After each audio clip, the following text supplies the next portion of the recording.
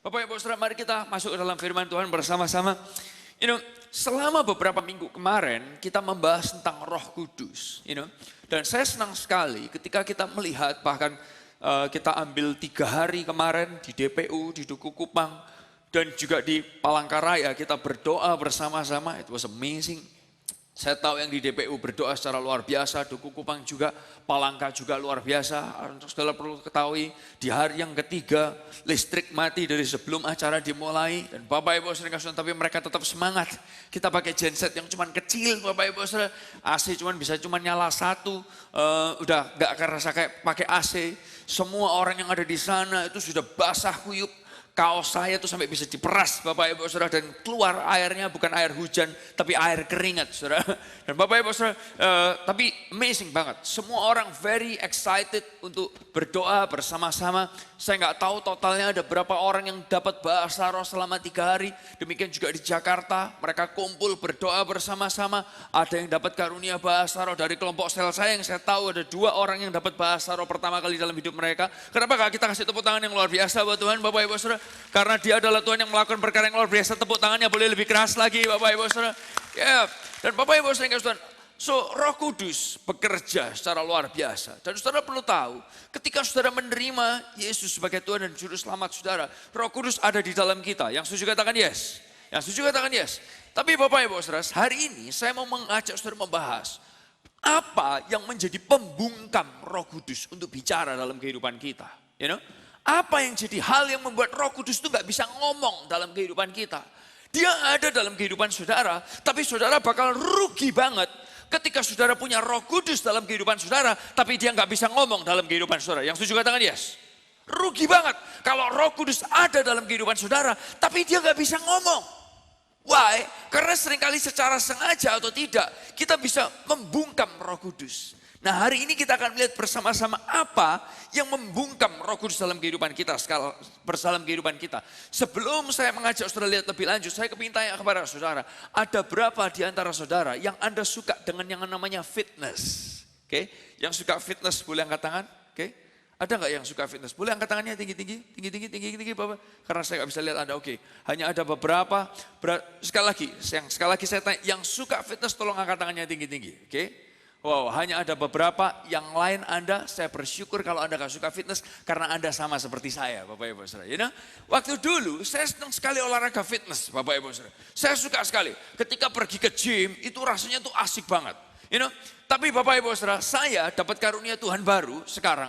Setelah dulu saya suka olahraga, saya gak suka olahraga sekarang, tapi saya lebih suka makan daripada olahraga. Anda tahu apa yang saya bicarakan? Olahraga mulut jauh lebih enak daripada olahraga di gym. Nah, saudara, tapi tahukah saudara, ketika saudara pergi ke tempat fitness, sebetulnya ini guyonan Bapak Ibu Saudara, guyonan ya. Dan Anda selalu tahu kalau kita selalu punya teologi yang sedikit nyentrik kadang Bapak Ibu Saudara. Menurut saya, fitness itu adalah akibat dosa Bapak Ibu Saudara. Itu adalah akibat dosa, benar-benar. Saudara tahu nggak? Tuhan tuh menciptakan kita sempurna, yang setuju katakan yes. Benar nggak? Nah, artinya waktu Adam diciptakan, Adam itu perfect. Waktu dia diciptakan itu six pack. Wah, kakinya pecah-pecah, bisepnya ada, trisepnya ada. Wah, waktu manusia diciptakan sempurna, betul kan? Nah, waktu Hawa diciptakan, wah, itu fat di dalam tubuhnya itu 0%, tidak ada fat.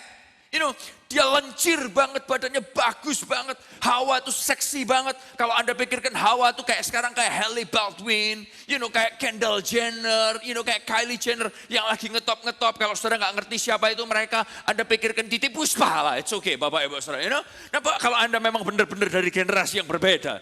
Bapak Ibu Saudara, so Hawa tuh kece banget. Orang begitu Hawa lewat, semua orang, seksi banget. Karena gak ada orang waktu itu, Bapak Ibu Saudara. Jadi ketika Hawa lewat, semua binatang, kece banget. Bapak Ibu Saudara. Dan saudara, Anda mungkin berkata, Esra kalau ngomong jangan sembarangan. Ada ayat Alkitabnya gak? Ada. Saudara tahu gak, Alkitabnya menjelaskan gini, nih ayat Alkitabnya. Mereka telanjang tapi mereka tidak malu. Saudara tahu kenapa? Karena si Adam, berotot. Jadi mereka gak malu. Bukan berbunjit Bapak Ibu, tapi berotot. Si Hawa lencir banget, tubuhnya seksi banget. Ketika mereka telanjang, mereka gak malu Bapak Ibu Saudara. Nah, tapi ini sekali lagi guyonan ya. Kalau saudara gak ngerti, saudara pura-pura ngerti aja Bapak Ibu Saudara. Nah, Bapak Ibu Saudara, saya dulu suka workout, tapi saya aduh, saya nggak senang banget disuruh yang namanya fitness. Saudara tahu nggak, ketika orang fitness, kalau mereka, meskipun mereka suka latihan beban, ada satu kawan saya ketemu, dulu gendut, sekarang tambah gendut.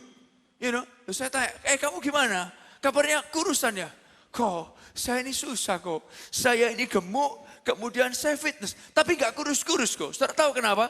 Karena dia latihan beban. Tapi gini, sehebat apa orang latihan beban, untuk menghilangkan lemak, mereka harus melakukan satu hal yang namanya adalah ini saudara, kardio. Saudara tahu apa kardio itu? Ada 4 huruf yang menurut saya itu adalah hal yang paling menyakitkan di dalam dunia. Namanya adalah ini saudara, 4 huruf. Namanya adalah ini, lari. Saudara tahu lari? Ada berapa yang tahu lari? Boleh angkat tangannya? Bapak, menurut saya itu hal yang paling ngapain gitu loh, kamu lari.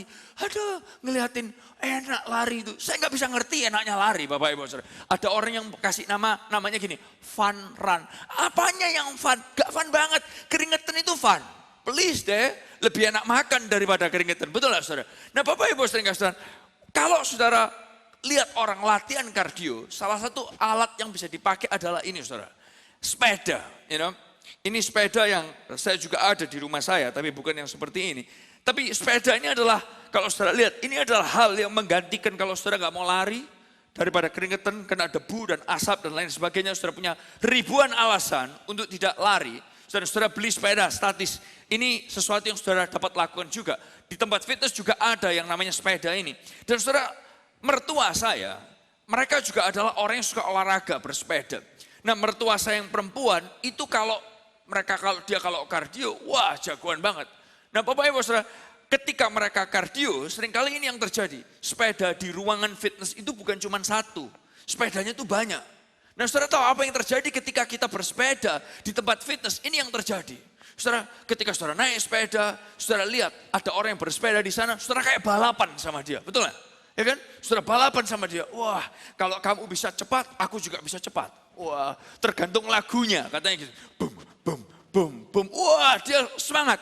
Dan begitu saudara lihat teman saudara sebelah, dia naikkan speednya, naikkan bebannya. Saudara juga mau naikkan, oh aku juga bisa. Kamu naikkan level berapa? 5, aku 5,5. Gak terima, Wah dinaikkan sama dia, wah dia sepeda. Kalau yang satu tambah cepat, dia juga tambah cepat. Yang satu pelan, wah dia sedikit dilamakan, tapi sambil nahan menggos-menggosnya.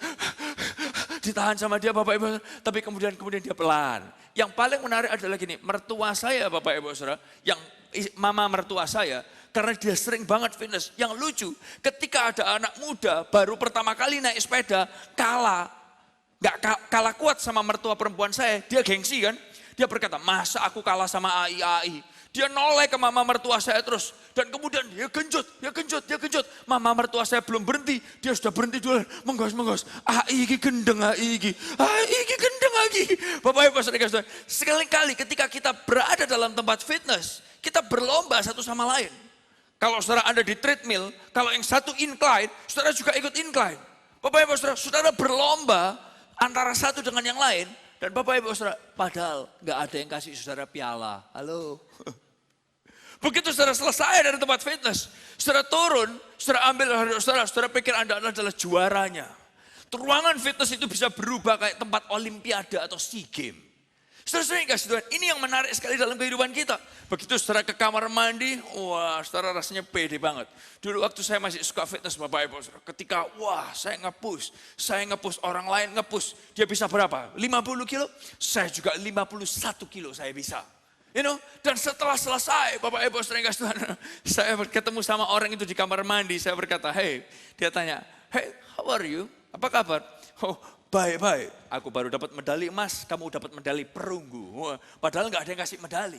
Saudara-saudara yang kasih Tuhan, kenapa saya ceritakan ini dalam kehidupan kita? Pernahkah saudara ketahui hal seperti ini juga seringkali terjadi dalam kehidupan kita? Seringkali dalam hidup ini kita kayak berlomba dengan orang lain. Tapi pertanyaannya adalah gini, bagaimana saudara berlomba? Dengan siapa saudara berlomba? Nah ada 2 ayat Alkitab yang membahas tentang tipe perlombaan yang terjadi dalam kehidupan saudara. 2 ayat Alkitab ini sangat kontras banget. Saya kepingin ngajak saudara membacanya dan saya kepingin saudara mengerti ayat ini dengan baik. Oke? Ayat yang pertama adalah ini saudara, Ibrani 12 ayat yang pertama sampai ayat yang kedua. Oke? Ibrani 12 ayat yang pertama sampai ayat yang kedua. Kita bisa baca ayat ini bersama-sama dengan suara yang keras. Mari. Ibrani 12 ayat yang pertama sampai yang kedua. Mari ya. 2, 3. Karena kita mempunyai banyak saksi, bagaikan awan yang mengelilingi kita. Marilah kita menanggalkan semua beban dan dosa yang begitu merintangi kita dan berlomba dengan tekun dalam perlombaan yang diwajibkan bagi kita. Yang kedua, marilah kita melakukannya dengan lebih keras lagi, dengan apa Bapak Ibu Saudara? Mata yang tertuju kepada Yesus yang memimpin kita dalam iman dan yang membawa iman kita itu kepada kesempurnaan, yang dengan mengabaikan kehinaan, tekun memikul salib, ganti sukacita yang disediakan bagi dia yang sekarang duduk di sebelah kanan tahta Allah. Saudara perhatikan, ayat yang pertama, boleh kembali sebentar ke ayat yang pertama. Ayat pertama, ayat ini berkata seperti ini, berlomba dengan tekun dalam perlombaan yang diwajibkan bagi kita. Katakan bersama-sama, diwajibkan bagi kita. Lebih keras lagi Bapak Ibu Saudara, 2, 3. Diwajibkan bagi kita. Nah saudara perhatikan, ini tipe perlombaan yang pertama. Tipe perlombaan yang kedua adalah ini saudara, 1 Samuel 18 ayat 5 sampai yang ke-9. Ini adalah cerita tentang dua orang yang namanya adalah Daud dan Saul. Saul waktu itu jadi raja. Oke? Dia raja yang hebat, raja yang luar biasa, raja yang dipilih oleh Tuhan. Tuhan memilih. Anda bisa bayangkan kalau Tuhan sudah milih, gak peduli kayak Ahok, masyarakat milih apa enggak. Kalau Tuhan sudah milih, masyarakat pasti juga bisa milih. Anda bisa tahu anggap apa yang saya bayangkan? Tuhan yang sudah milih itu sudah otoritas di atas segala otoritas. Nah Bapak Ibu Saudara perhatikan 1 Samuel 18 ayat yang ke-5 sampai yang ke-9. Saya bacakan beberapa bagian dan beberapa bagian yang akan kita baca bersama. Daud maju berperang dan selalu berhasil kemana juga Saul menyuruhnya. Sehingga Saul mengangkat dia mengepalai para prajurit. Hal ini dipandang baik oleh seluruh rakyat dan juga oleh pegawai-pegawai Saul. Dan bagian berikutnya, tetapi pada waktu mereka pulang, ketika Daud kembali sesudah mengalahkan orang Filistin itu, yaitu Goliat. Saudara perhatikan cerita ini ya. Setelah Daud mengalahkan Goliat, dengarkan ini saudara. Keluarlah orang-orang perempuan dari segala kota di Israel, menyongsong Raja Saul sambil menyanyi dan menari-nari dengan memukul rebana, dengan bersukaria dan dengan membunyikan gerincing. Ayat yang ke-7. Dan perempuan-perempuan yang menari-nari itu menyanyi berbalas-balasan. Katanya gini saudara. Baca kata-kata berikutnya, 2, 3. Saul mengalahkan beribu-ribu musuh, tetapi Daud mengalahkan berlaksa-laksa, yang artinya adalah puluhan ribu. Lalu bangkitlah amarah Saul dengan sangat, dan perkataan itu menyebalkan hatinya. Sebab pikirnya kepada Daud diperhitungkan mereka puluhan ribu atau berlaksa-laksa, tetapi kepadaku diperhitungkan cuma beribu-ribu. Akhirnya jabatan raja itu pun jatuh kepadanya. Ayat 9 saudara baca kata-kata ini dengan suara yang keras, 2, 3. Sejak hari itu maka Saul selalu. Saudara bisa bayangkan dua ayat yang kita baca ini sangat berbeda. Ayat yang pertama mengajarkan kepada saudara dan saya bahwa saudara dan saya itu mempunyai perlombaan yang diwajibkan kepada saudara. Anda tahu apa yang saya bicarakan? Tapi di ayat yang kedua, ketika saudara kita lihat tentang Saul dan Daud,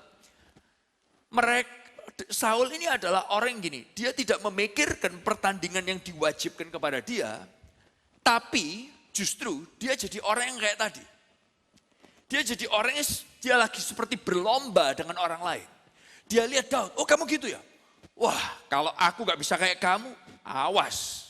Saudara bisa lihat?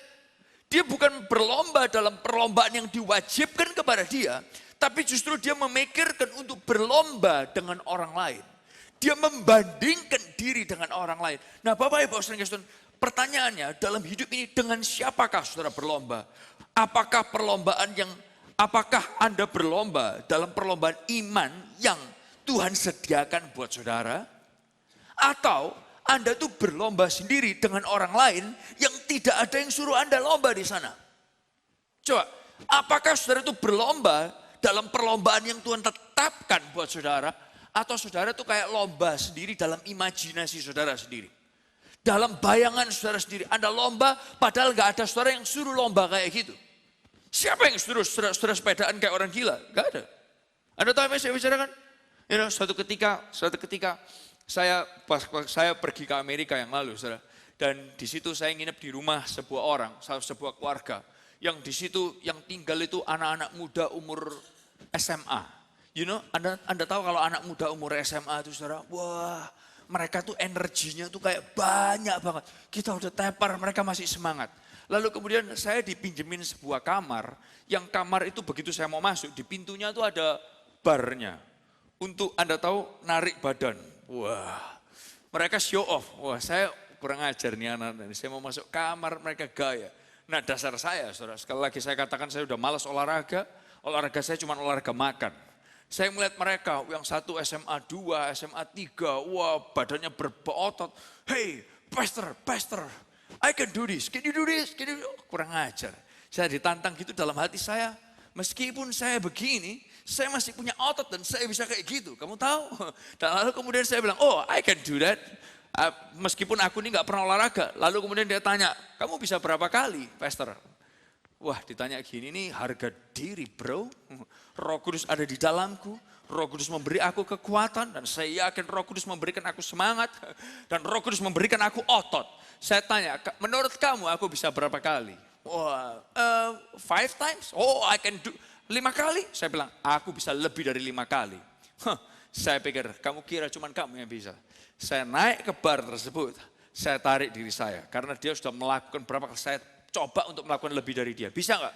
Oh, saudara harus tahu, mujizat itu masih tetap ada dulu, sekarang, dan selamanya. Saudara, saya yang kelihatannya nggak bisa, saya tarik, saya bisa melakukan lebih daripada anak SMA bisa lakukan. Karena saya penuh gizi, saya dipenuhi dengan Roh Kudus, dan I'm pumped up, I'm fired up, karena Roh Kudus ada di dalam saya, dia memberi kekuatan kepada saya. Saudara tahu apa yang terjadi, saudara? Karena saya mikir saya gengsi, saya lomba dengan anak tersebut, saya tarik dan berhasil. Saya melakukan lebih daripada mereka, tapi ini yang terjadi. Besok pagi, Bapak Ibu Saudara, setelah saya tidur, saya dibangunkan dengan anak-anak yang lain tuh mereka bangun dengan otot biasa-biasa. Tapi otot saya saudara, kram semua Bapak Ibu Saudara. Untung saya sedia selalu ini, kemana-mana saya selalu ini sedia obat. Yang namanya adalah neurobion. Dia bisa menghilangkan semua otot-otot kita yang sedang kaku dan lemah. Nah Bapak Ibu Saudara, seringkali kita ini berlomba dalam lomba yang kita nggak disuruh lomba di sana. Daripada kita bergerak terhadap apa yang Tuhan siapkan dan Tuhan suruh kita kerjakan, seringkali kita ini cuma ngejar orang lain. Yang nggak ada yang kasih kita suruh piala apa-apa. Bapak Ibu Saudara, seperti kayak tadi saya bicarakan, ketika saudara naik treadmill atau saudara naik sepeda statis, saudara Anda tuh ngoyoh-ngoyoh, saudara ngebut-ngebut. Saudara tahu nggak? Ini metafornya, oke? Hanya metafor. Jangan saudara menganggap bahwa naik treadmill dan naik sepeda statis itu berarti dosa dan nggak boleh. No.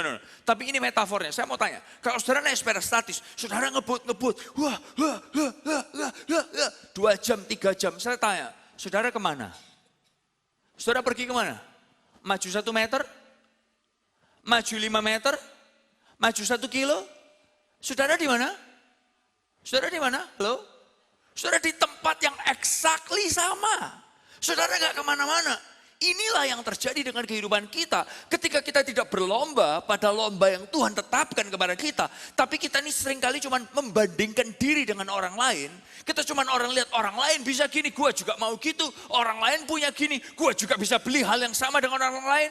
Ketika kita terus membandingkan diri kita dengan orang lain. Kita tuh kayak cuma naik sepeda dan lari di tempat yang sama. Dan hidup saudara gak kemana-mana. Anda tahu apa yang saya bicarakan? Ini yang seringkali terjadi. Kita lihat hidup orang lain dan kita membandingkan diri kita.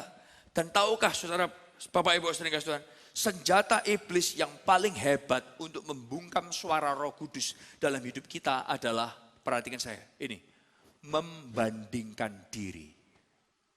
Senjata iblis yang paling hebat untuk membungkam Roh Kudus adalah gini, membandingkan diri. Ini Bapak Ibu saudara. Tahu-tahu seperti Tuhan tuh gak punya suara buat kita. Tahu-tahu seperti Tuhan tuh gak punya tujuan dalam kehidupan saudara. Tahu-tahu Tuhan tuh seperti gak punya rencana dalam hidup saudara. Sehingga yang saudara dapat lakukan ini, cuma lihat orang lain dan saudara kepingin. Saudara cuma lihat orang lain punya apa, saudara kepingin. Saudara kepingin lihat orang lain bisa apa dan saudara kepingin. Ini yang sekali-kali terjadi. Nah Bapak Ibu saudara kasih Tuhan, tahu gak saudara, inilah juga yang membuat setan dulunya ditendang dari sorga. Saudara tahu, setan dulu waktu dia di sorga, dia adalah malaikat. Dia diciptakan untuk jadi tim praise and worship. Dia diciptakan untuk memuji dan memuliakan Allah yang ada di sorga. Tahu-tahu dia gini, Allah yang di sorga, Bapak Yahweh, whatever that is. Masa cuman kamu yang bisa disembah. Aku juga bisa disembah. Saudara bisa lihat, dia mulai membandingkan diri dengan Allah. Dan Bapak Ibu saudara, gara-gara hal ini, membandingkan diri, gara-gara hal ini, dia ditendang dari sorga. Dia ditendang dari sorga. Dan sejak itu, iblis itu kerjaannya adalah merusak. Merusak damai sejahtera saudara, mencuri sukacita saudara. Dan Bapak Ibu saudara, dan ini yang terus terjadi. Ketika saudara membandingkan diri dengan orang lain, sukacita saudara itu dicuri. Damai sejahtera saudara itu dicuri. Kita nggak akan pernah bisa bersyukur. Katakan bersama-sama, kita tidak akan pernah bisa apa saudara? Bersyukur ketika kita tuh terus membandingkan diri dengan orang lain. Loh, betul nggak? Ketika kita terus membandingkan diri dengan orang lain, kita nggak bisa bersyukur. Kita baca bersama-sama dalam 2 Korintus 10 ayat yang ke-12. 2 Korintus 10 ayat yang ke-12. Saya kepingin saudara lihat ayat ini. Ayat ini menjelaskan kepada kita. Saya berharap saudara menemukan ayat ini luar biasa. Thank you multimedia untuk ada di sana. Oke, 2 Korintus pasal yang ke-10 ayat yang ke-12. Baca bersama saya dengan suara yang keras. 2, 3. Memang kami tidak berani menggolongkan diri kepada atau ngapain saudara? Membandingkan diri dengan orang-orang tertentu yang memujikan diri sendiri.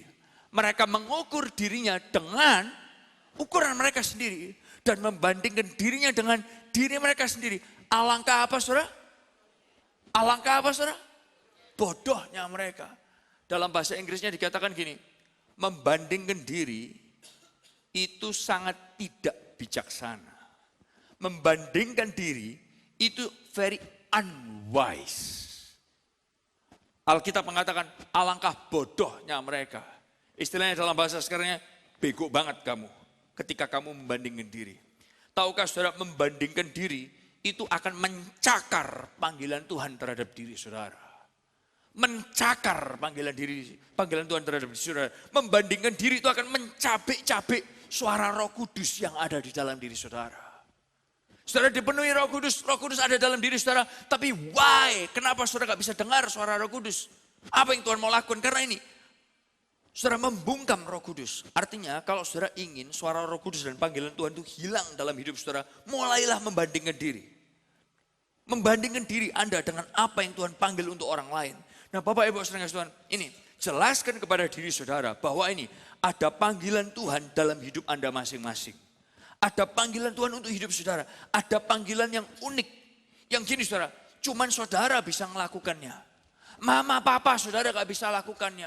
Kakak, adik, saudara gak bisa lakukannya. Mertua, saudara gak bisa lakukannya. Ipar, saudara gak bisa lakukannya. Tetangga, saudara gak bisa lakukannya. Your best friend gak bisa lakukannya. Gak bisa lakukannya. Hanya saudara yang bisa lakukan.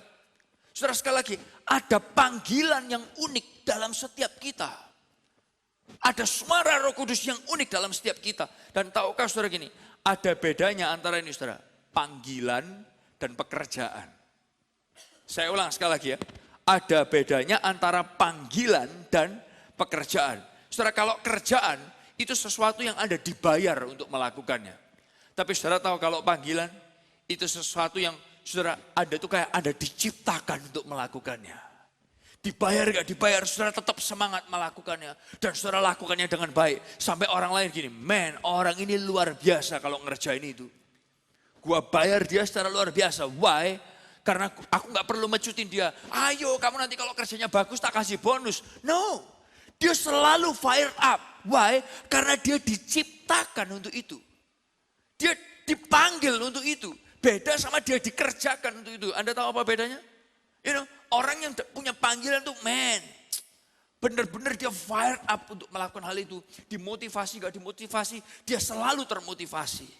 Nah Bapak Ibu saudara Tuhan, nih, tahukah saudara Anda dilahirkan bukan karena kecelakaan, bukan karena kebetulan, tetapi karena ada tugas yang Roh Kudus mau Anda kerjakan. Roh Kudus siapkan buat Anda. Dan bukan hanya itu, Roh Kudus sudah siapkan Anda untuk melakukan apa yang dia mau kerjakan. Dia menaruhnya dalam hidup saudara. Dan saudara gak perlu bingung. Saudara, seringkali kita tuh lihat orang lain dan kita iri sama orang lain. Dan orang lain juga iri sama kita. Saya pernah ketemu dengan beberapa rekan yang gini saudara. Tingginya itu lebih tinggi dari saya. Dan saya kalau lihat mereka saya gini, Tuhan orang ini kok enak banget dia tinggi. Saudara tahu orang ini kalau saya ajak ngomong, kamu tuh enak banget dia tinggi. Ah masa sih kok, enggak kok. Aku loh merasa aku tuh enggak enak. Loh kok bisa? Aku merasa aku ketinggian, aku kepingin kayak orang yang rata-rata. Dah, orang yang rata-rata kepingin kayak kamu. Halo? Tahukah saudara, kalau Tuhan pikir Anda tuh harus diciptakan lebih tinggi, maka dia seharusnya sudah menciptakan saudara lebih tinggi. Yang setuju katakan yes. Yang setuju katakan yes.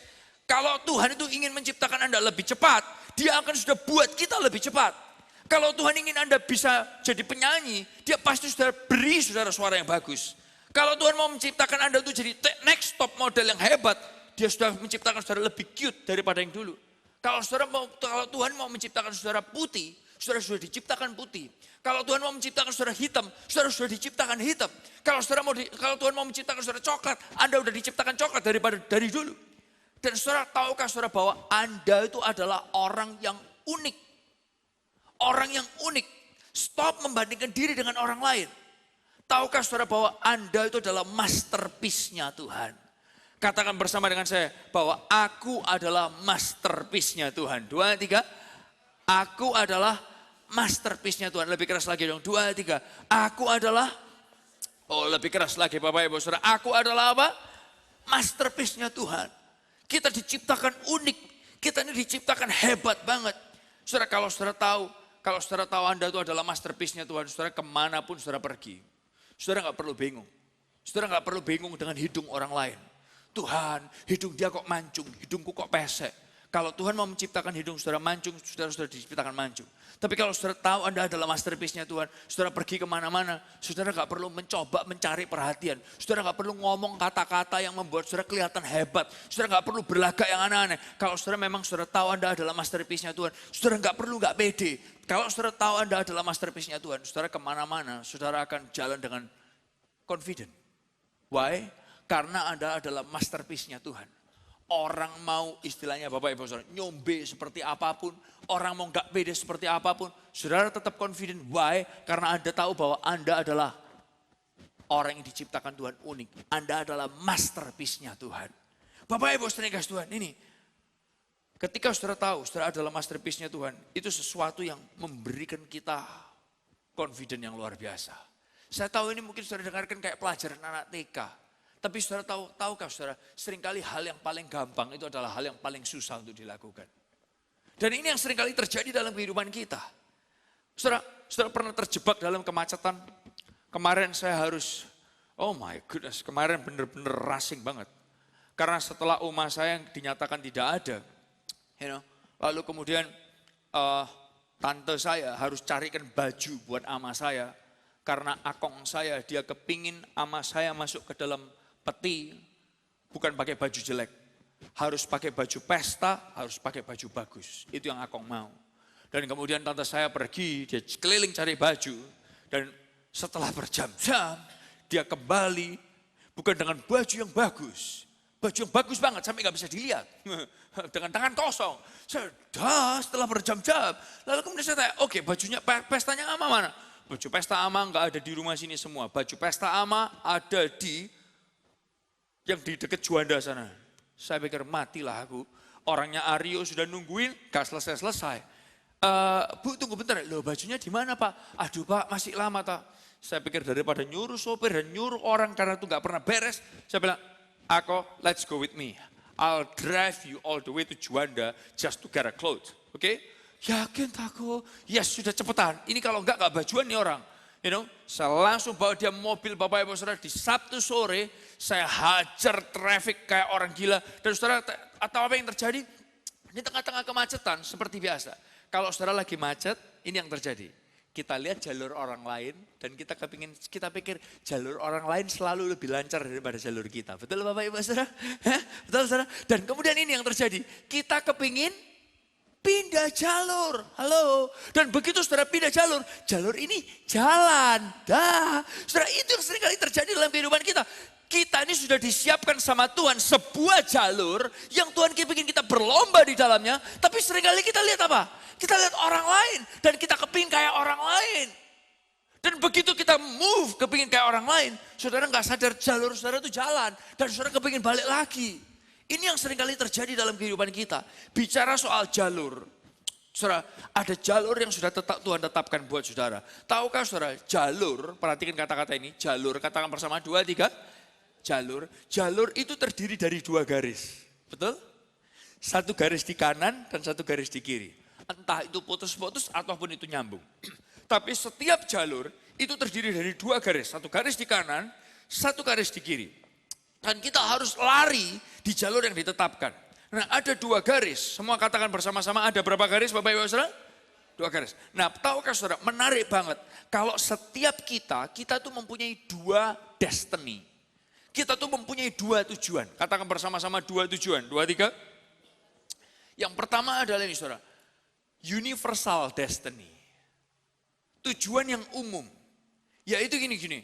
Universal buat semua orang percaya. Siapapun saudara. Kulit putih, kulit hitam, kulit coklat, kulit merah, whatever that is. Universalnya tujuannya adalah ini. Makin jadi seperti Yesus setiap hari. Siapapun, tua, muda, kaya, miskin, mancung, pesek, kegemukan, kekurusan, whatever saudara. Kita semua punya universal destiny, yaitu adalah ini saudara. Makin jadi seperti Yesus setiap hari. Yang setuju katakan yes. Yang setuju katakan yes. Berpikir seperti Yesus, mengasihi seperti Yesus, bertindak seperti Yesus, mengampuni kayak Yesus, memberi anugerah kayak Yesus. Kalau ada saudara yang di tempat ini bertanya, oke, setelah aku terima Yesus, aku mesti ngapain? Halo, baru saja kita jelaskan, kamu mesti belajar untuk makin seperti Yesus. Ini setiap orang Kristen harus seperti ini. Nah, kemudian ada destiny berikutnya, yang kedua, yang tidak seperti orang lain. Ini adalah sesuatu yang unik, yang namanya adalah ini, unique destiny. Tujuan yang unik. Ini, tidak seperti orang lain yang Tuhan sudah tetapkan Anda. Jadilah diri Anda. Dan saudara, untuk melakukan bagian yang kedua ini, dengarkan saya. Saudara perlu bisa mendengarkan Roh Kudus bicara dalam hidup saudara. Tuhan ini mau aku ngerjakan apa dalam hidup ini. Tuhan kepingin aku ini melakukan apa dalam hidup ini. Ini yang perlu kita temukan. Jadi 2 hal ini, makin seperti Yesus dan tidak seperti orang lain. Makin seperti Yesus dan tidak seperti orang lain. Boleh katakan bersama dengan saya 2, 3, makin seperti Yesus dan tidak seperti orang lain. Lebih keras lagi, 2, 3, makin seperti Yesus dan tidak seperti orang lain lagi. Lebih keras lagi, 2, 3, makin seperti Yesus dan tidak seperti orang lain. Tiap hari ingat ini. Makin seperti Yesus dan gak seperti orang lain. Dan ketika Anda berada dalam jalur Anda, ini saudara keep your eyes. Arahkan pandangan saudara kepada Yesus. Dan mendengarkan Roh Kudus. Disitulah saudara akan bergerak maju ke depan. Saudara lihat, kalau orang berjalan dalam jalur, matanya mesti kemana? Ke depan. Betul? Kalau orang berjalan dalam sebuah jalur, lalu kemudian dia jalannya gini, saudara tahu apa yang akan terjadi? Saya bisa menubuatkan hidupnya dia dengan sangat gampang sekali, dia akan nabrak. Boom! Yang setuju katakan yes. Dan ini yang seringkali terjadi dalam kehidupan kita. Kita berjalan di dalam jalur kita, lalu mata kita lihat orang lain. Orang lain kok enak, dia bisa gitu, aku juga bisa. Dan saudara mencoba berpindah ke jalur yang lain, balik lagi dan lain sebagainya. Mata saudara gak pernah ke depan. Kita harus mengarahkan pandangan kita kepada Yesus, bukan kepada teman kita. Bukan kepada orang di sekitar kita. Bukan kepada orang lain. Oleh karena itu Bapak Ibu Saudara, ketika Anda percaya Tuhan, ketika Anda percaya kepada Tuhan, Anda bukan cuman titik-titik. Anda bukan cuman guru. No. Tapi Anda bukan cuman guru. Tapi Anda adalah representatif Tuhan di kelas. Anda bukan cuman pegawai. Tapi Anda adalah representatif Tuhan. Ketika saudara saat datang kerja on time, mengerjakan dengan hasil yang baik. Anda adalah Bukan Anda adalah representatifnya Tuhan. Anda bukan berkata, oh Ezra, ya aku bukan cuman guru, aku bukan cuman pegawai, aku ini cuman hairstylist. No, Anda bukan cuman hairstylist, tapi Anda adalah representatif Tuhan di dunia fashion. Jadi kalau ada orang yang mau pasang hair extension, atau mau pasang wig, atau mau ngecat rambut, mereka akan bisa ngelihat bagaimana karakter Tuhan itu ada dalam kehidupan saudara. Anda mungkin begitu, Bapak Ibu Saudara, Anda boleh bilang, aku cuman, Anda bukan cuman. Tapi Anda adalah representatif Tuhan dimanapun saudara berada. Yang setuju katakan yes. Yang setuju katakan yes. Nah Bapak Ibu Saudara yang mau bergerak maju, beradalah dalam jalur itu saudara. Dengarkan Roh Kudus, arahkan pandangan saudara kepada Tuhan. Dengarkan Roh Kudus, arahkan pandangan saudara kepada Tuhan. Saudara mau gerak maju, itu caranya. Stop membandingkan diri, karena ini yang sering kali terjadi. Dan ketika saudara membandingkan diri dengan orang lain, dengarkan saya. Itu membungkam Roh Kudus yang ada di dalam diri saudara. Saudara cuma lihat orang lain punya apa, orang lain pakai apa, orang lain bisa apa, orang lain dapat apa. Bapak Ibu Saudara yang kasih Tuhan, izinkan saya berkata. Anda akan membuat diri saudara tidak makin bergerak maju, tapi makin nabrak atau cuma pindah-pindah jalur. Anda mungkin berkata, loh Ezra, kalau lihat orang lain kerjaannya berhasil dan kemudian aku dapat semangatnya kan boleh. Sorry Bapak Ibu Saudara, itu pun sama saja kosong. Loh kok bisa? Lihat orang lain, dia bisa beli ini baru, dia bisa beli itu baru, aku kan juga jadi semangat kerja. Sorry, makin saudara semangat kerja hanya kepingin karena apa? Kepingin punya seperti orang lain, artinya saudara makin rakus dan saudara kepingin makin seperti greedy terhadap diri saudara dan saudara makin kepingin seperti orang lain, bukan kepingin seperti apa yang Roh Kudus bicarakan dalam diri saudara. Halo? Saudara bisa ngikuti? Itu yang seringkali terjadi dalam kehidupan kita. Gak heran, Saul dia ngalamin kecelakaan besar dalam hidupnya karena dia membandingkan diri dan dia membungkam Roh Kudus dalam dirinya. Dan saudara ingat, ketika waktu Saul itu fokus sama suara Roh Kudus dalam hidupnya, ceritanya beda. Tahukah saudara, dia itu raja pertama Israel. Secara tampang, dia itu tampangnya kayak raja banget. Tingginya satu kepala lebih tinggi daripada orang Israel. Gayanya boleh banget. Dia punya gayanya raja.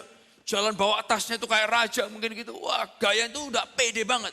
Tapi tahukah saudara, ini semua mata boleh dengarkan saya sejenak. Ini penting banget. Dengarkan saya sejenak. Semua mata please lihat saya sejenak. Please lihat saya sejenak.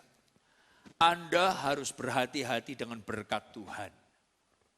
Sekali lagi saya ulang. Anda harus berhati-hati dengan apa saudara? Berkat Tuhan. Kenapa? Karena kadang-kadang berkat Tuhan itu bisa membutakan mata saudara. Berkat Tuhan itu bisa menyilaukan mata saudara dari si pemberi berkat itu.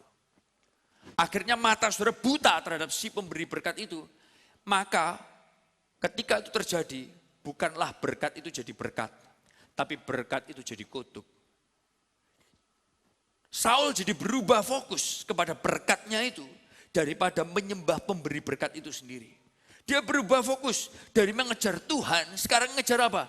Ngejar posisinya, ngejar berkatnya. Bapak Ibu Saudara, hati-hati dengan berkat Tuhan. Karena berkat Tuhan itu bisa membutakan mata saudara terhadap si pemberi berkat itu. Nah Bapak Ibu Saudara, tapi di momen seperti itu, ketika Saul berada dalam kondisi yang kayak gitu, di luar dari kota Yerusalem, ada seorang anak yang dia sangat cinta hadirat Tuhan. Namanya adalah Daud. Dan yang dia pedulikan hanyalah hadirat Tuhan. Dia nggak peduli sama title, dia nggak peduli sama posisi, dia nggak peduli sama like di Instagramnya dan di Facebooknya, dan di petnya, dan dimanapun di Snapchatnya, dia nggak peduli. Dia cuma peduli sama hadirat Tuhan. Sampai suatu saat dia disuruh kirim makanan ke kakak-kakaknya, dia ketemu sama ada seorang raksasa di sana teriak-teriak, raksasa yang ngejek-ngejek tentang Allahnya dia, dan yang lain diam semua dan dia berkata, aku nggak akan diam kalau Allahku diejek. Serius, saya ketemu sama teman yang kayak gitu. Ada orang yang punya spirit seperti ini. Aku gak akan diam kalau Tuhanku diejek. Kamu boleh lebih hebat dari aku, kamu boleh lebih soge daripada aku. Tapi kalau kamu ngejek Allahku, aku gak akan diam, I will shout to you back. Dan ini spiritnya Daud. Kita perlu punya spirit seperti itu. Yang setuju katakan yes. Bapak Ibu Saudara, dan Daud berkata, aku gak akan diam. Dan dia berkata, siapa orang yang tidak bersunat ini? Keren banget saudara yang ngomongnya. Yang dilihat langsung siapa yang masalah sunat-sunatannya Bapak Ibu Saudara. Siapa orang yang tidak bersunat ini? Dan Bapak Ibu Saudara, dan aku tidak akan membiarkan dia mengejek Allahku begitu saja. Tapi dia berkata, hari ini Tuhan akan membawa kamu dan akan menyerahkan kamu ke dalam tanganku. Kepalamu akan kupenggal, kamu akan jadi makanan binatang. Wow, pede banget. Karena apa? Karena Daud dia tidak membandingkan diri tapi dia fokus. Dia pede banget. Bapak Ibu Saudara, dia tanya, kalau aku ngalahkan raksasa ini aku dapat apa?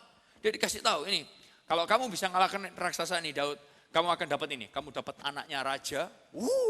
Dan yang kedua, kamu dapat ini, bebas pajak dalam hidupmu. Wah, dia bilang, oke, jagain hati gue ya, buat anak raja ya. Bapak Ibu Saudara, dan dia maju, dia kalahkan Goliat. Nah tahukah Anda, di momen itu momen yang sangat luar biasa. Momen yang sangat hebat banget. Dan saudara, Daud jadi sangat terkenal. Semua orang mau interview Daud, Bapak Ibu Saudara. Wah, dia muncul di semua televisi. Dia muncul di di Global TV, di Trans TV, sampai TV One pun yang selalu agak nyeleneh pun masih bisa interview dia. Anda tahu apa yang saya bicarakan? Sampai RCTI, CNN, FTV, E-Channel, RCTI, CNBC, ABC, DEF, GHK, sampai Z, Bapak Ibu. Semua mau interview Daud. Nah Bapak Ibu Saudara, di momen seperti itu dia benar-benar jadi rockstar. Itu semua keren sampai ada ini. Dikatakan di cerita itu, ada ibu-ibu gendut.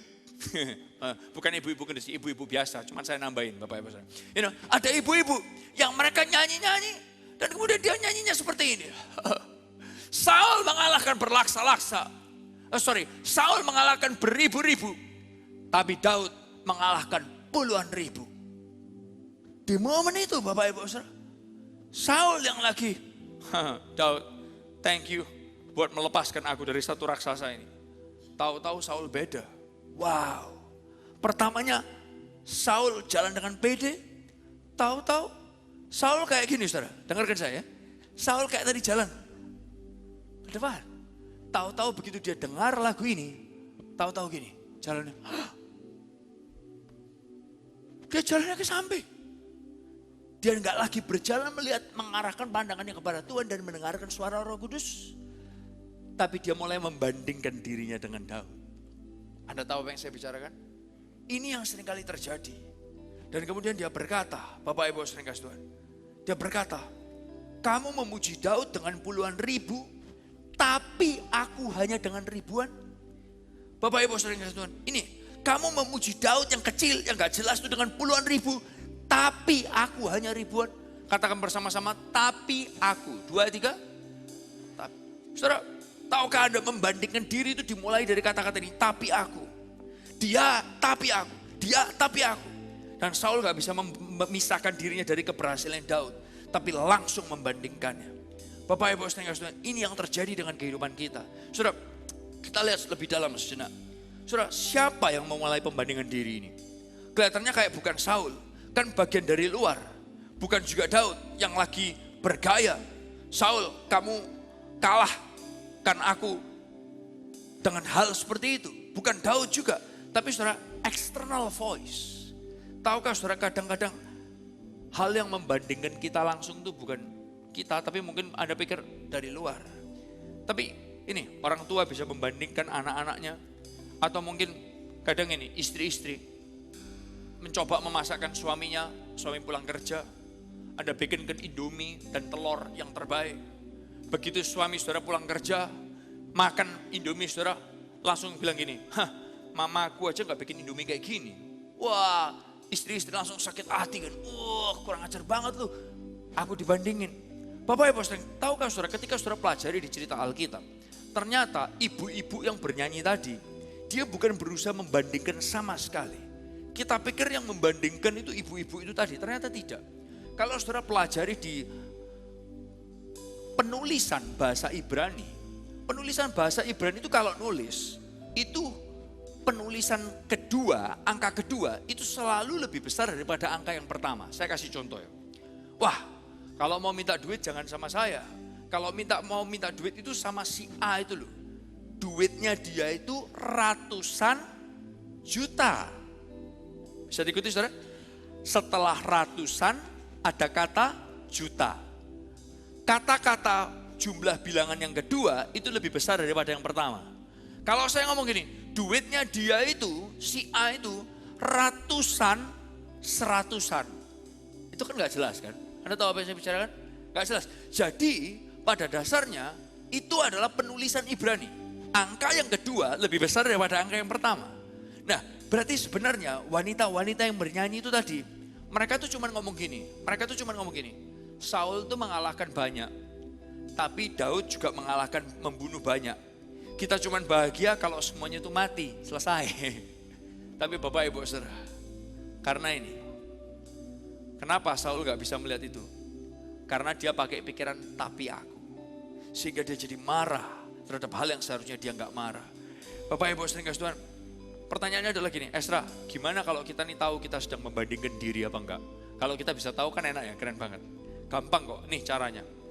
Dengarkan saya, kalau saudara tidak bisa bersuka cita terhadap kesuksesan orang lain, berarti saudara berada dalam kondisi yang bahaya. Kalau saudara gak bisa menanggapi ujian, dan saudara mikir, wah itu mungkin tentang orang lain, Anda berada dalam bahaya. Yang berikutnya, dan kalau ada orang lain dalam hidup saudara, dengarkan baik-baik ya. Kalau ini, saudara senang secara sembunyi-sembunyi kalau orang itu gagal, berarti saudara berada dalam kompetisi dengan orang tersebut. Bapak Ibu sering kasih Tuhan, saya ingin mengajak saudara lihat bersama-sama. Ada berapa yang saudara, kita seringkali kita membandingkan diri kita dengan orang lain. Kita lihat orang lain punya apa, kita kepingin. Kita lihat orang lain bisa apa, kita juga kepingin seperti orang lain. You know? Saya ingin ajak saudara stop untuk membandingkan diri. Karena ketika saudara membandingkan diri dengan orang lain, Roh Kudus yang ada di dalam saudara, itu gak bisa ngomong. Roh Kudus yang ada di dalam diri saudara, itu dia mau ngomong tapi saudara bungkam suaranya. Tahukah saudara bahwa kita semua didesain oleh Tuhan, Ibrani 12 ayat 1-2. Ada pertandingan yang diwajibkan buat setiap kita. Yang orang lain gak ada di dalam jalur itu, cuman saudara ada di dalam jalur itu. Yang setuju katakan yes. Yang mesti kita lakukan adalah gini, simple. Ayat itu berkata, arahkan pandanganmu kepada Yesus, dengarkan Roh Kudus. That's it. Arahkan pandanganmu kepada Yesus, dengarkan Roh Kudus. Arahkan pandanganmu kepada Yesus, dengarkan Roh Kudus. That's it. Arahkan pandanganmu kepada Yesus, dengarkan Roh Kudus. That's it. Stop bandingin diri sama orang lain. Karena kalau saudara bandingin diri, di momen saudara membandingkan diri, Anda membungkam Roh Kudus. Di momen saudara membandingkan diri, sukacita saudara itu dicuri. Saya tahu saya overtime, saya akan selesai sejenak, tapi izinkan saya jelaskan kepada saudara. Ketika saudara membandingkan diri, saudara gak punya damai. Karena apa? Iblis dia mau mencuri damai saudara, sukacita saudara. Karena dia adalah pembanding pertama, pembanding diri pertama yang dia tahu itu membungkam suara Roh Kudus. Dan dia mau curi itu dari saudara semua. Saudara tahu ini yang terjadi. Ketika saudara doa, Tuhan, aku susah kalau mau pergi-pergi, kirimkan aku kendaraan. Tuhan kirimkan saudara sepeda motor baru. Terima kasih Tuhan buat sepeda motor yang baru nih. Sampai saudara lihat teman saudara, aduh nge-push di Facebook, di Instagram. Terima kasih Tuhan, bye-bye sepeda motor lamaku. Sekarang aku tidak perlu lagi kehujanan, aku tidak perlu lagi kepanasan. Terima kasih Tuhan buat mobil baru. Di momen itu, sepeda motor saudara tidak lagi kayak berkat. Betul gak? Karena apa? Saudara lihat orang lain punya mobil. Sesuatu yang saudara diberkati Tuhan, sekarang saudara bandingkan. Sukacita saudara seharusnya ada dengan berkat Tuhan yang Tuhan berikan kepada saudara. Sekarang gak ada sukacita lagi. Why? Karena di momen saudara membandingkan diri saudara, sukacita ini kecuri Bapak Ibu saudara. Saudara yang saudara beli mobil, Tuhan terima kasih. Akhirnya aku bisa beli mobil baru dalam hidupku pertama kali. Aku beli mobil Avanza atau Agya dalam hidupku pertama kali. Terima kasih Tuhan meskipun masih nyicil. Dan Bapak Ibu saudara, thank you Tuhan. Mobil baru Tuhan percayakan kepada aku gak lagi kehujanan kepanasan. Sampai saudara lihat kawan saudara, hey gimana kabarnya? Wow, dia naik Lamborghini Huracan. Bukan yang bekas, yang baru, yang belum orang lain punya, dia udah pakai. Tuhan, dan orang itu dia gak cinta Tuhan, dia gak ke gereja. Tuhan, dia gak cinta Tuhan, dia gak ke gereja. Aku yang pelayanan mati-matian. Tuhan kasih aku mobil yang cuman Agya, yang cuman Avanza. Bapak Ibu saudara dengarkan saya. Di momen saudara dapat berkat itu seharusnya kalau saudara fokus dengan apa yang Tuhan percayakan kepada saudara, saudara seharusnya bersuka cita, right? Tapi di momen saudara membandingkan diri dengan orang lain, sukacita itu dicuri sama Tuhan, sama iblis. Roh Kudus gak bisa ngomong lagi. Izinkan saya berkata, hari ini Tuhan kepingin cuma kita ngelakuin dua hal ini. Stop membandingkan diri, lakukan dua hal ini. Arahkan kepandanganmu kepada Kristus, dengarkan Roh Kudus. Arahkan pandanganmu kepada Kristus, dengarkan Roh Kudus. Arahkan pandanganmu kepada Kristus, dengarkan Roh Kudus. Katakan bersama dengan saya 2, 3. Arahkan pandanganmu kepada Yesus, dengarkan Roh Kudus. Ada berapa yang diberkati pada pagi hari ini? Jangan biarkan iblis mencuri kehidupan saudara. Jangan biarkan iblis mencuri sukacita saudara. Jangan biarkan iblis mencuri apa yang Tuhan mau saudara nikmati. Stop membandingkan diri. Arahkan pandanganmu kepada Yesus. Dengarkan Roh Kudus. Mari kita bangkit berdiri bersama-sama. Haleluya.